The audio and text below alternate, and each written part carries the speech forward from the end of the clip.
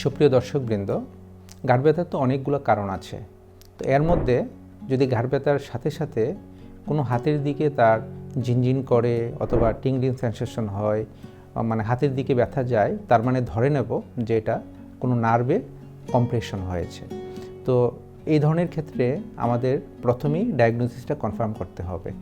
আমরা ঘাড়ের মুভমেন্টের কিছু এক্সামিনেশন করে দেখব, তারপরে এখানে যে সার্ভাইকাল স্পাইন আছে, ইন্টারভার্টিব্রাল ডিস্ক, ওখানে কন্ট্রাকশন, রিট্রাকশন, ডিপ্রেশন, এই ধরনের করে আমরা কিন্তু বুঝতে পারি যে নার্ভে কোনো কম্প্রেশন আছে কি না, জাস্ট মানে এক্সামিনেশন করে। তারপর আমরা নিউরোলজিক্যাল কোনো ডেফিসিট আছে কি না এটাও দেখতে পারি। কিভাবে? যেমন জার্কস তার কেমন, পাওয়ার কেমন, সেন্সেশন কেমন। এরপরও আমরা একটা ইনভেস্টিগেশন এমআরআই এর মাধ্যমে কিন্তু কনফার্ম হতে পারি যে তার ইন্টারভার্টিব্রাল ডিস্ক হার্নিয়েশন হলো কিনা। ইন্টারভার্টিব্রাল ডিস্ক হার্নিয়েশন হয়ে যে স্পাইনাল নার্ভ ওইটাকে কম্প্রেশন করার ফলেও কিন্তু এই ধরনের প্রবলেম হতে পারে। তাহলে এখান থেকে পরিত্রাণের উপায় কি? উপায় হলো যে তার যদি হার্নিয়েশন হয়ে থাকে, কি পরিমাণ হার্নিয়েশন আছে।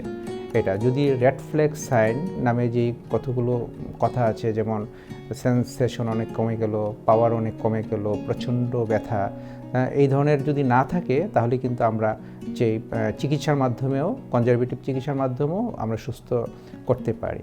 তো কনজারভেটিভ চিকিৎসাটা কীরকম?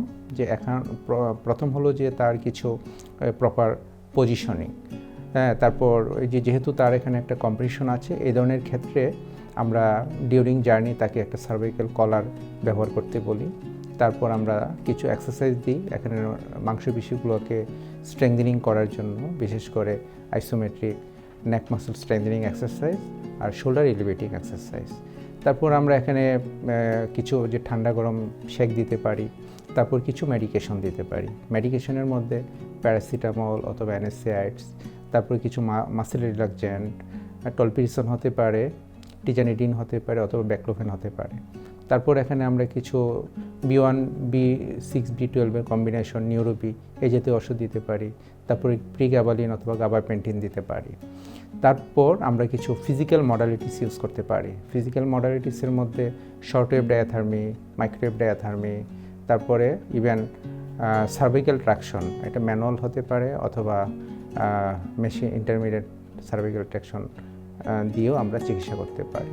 সাথে টেন্স থেরাপিও দিতে পারি। এরপরেও যদি রোগী সুস্থ না হয়, অনেক ক্ষেত্রে আমরা কিছু ইন্টারভেনশন করতে পারি। ইন্টারভেনশন কি?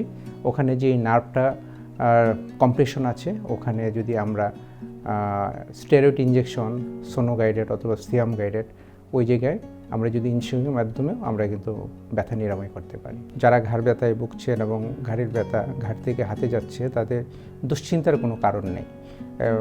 এই ধরনের ক্ষেত্রে আমরা প্রপার ডায়াগনোসিস করে এবং চিকিৎসার মাধ্যমে, এবং যদি আপনি নিয়মকানুন মেনে চলেন, আপনি নিশ্চয়ই ভালো থাকবেন।